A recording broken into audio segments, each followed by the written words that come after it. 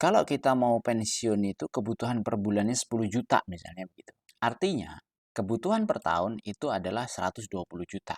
Karena dividen biasanya per tahun. Yield dividen kita cari yang 8% lah. Sehingga kalau 8% nilai investasi kita itu paling tidak 1,5 miliar. Kalau mau dividen yieldnya 120 juta per tahun. Wow, banyak sekali dong 1,5 miliar. Kapan kita ngumpulin 1,5 miliar? Nah, itu yang perlu kita hitung. Kalau kita asumsikan inflasi itu 2,5%, masa pensiun misalnya nih umur sekarang 30 tahun, masa pensiun 25 tahun. Dengan 25 tahun kita nabung modal awal, taruhlah kita punya bonus misalnya 50 juta nih modal awal. Itu dengan investasi sebulan 3 juta di periode pertama, tahun pertama.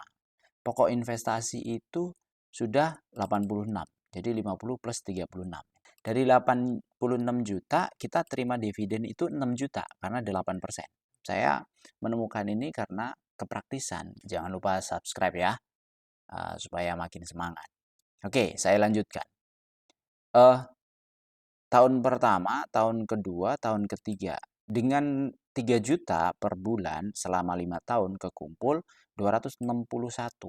Kemudian di sini ada dividen yang diinvestasikan kembali. Jadi kalau kita dapat dividen tanpa capital gain ya.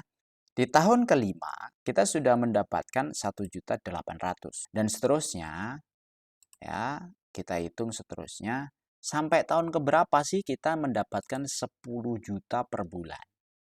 Kalau tadi masa pensiun 25 tahun, ini tahun ke-20 kita sudah mendapatkan sekitar 14 juta sebulan. Artinya di tahun ke-25 kita sudah mendapatkan dividen 24 juta per bulan.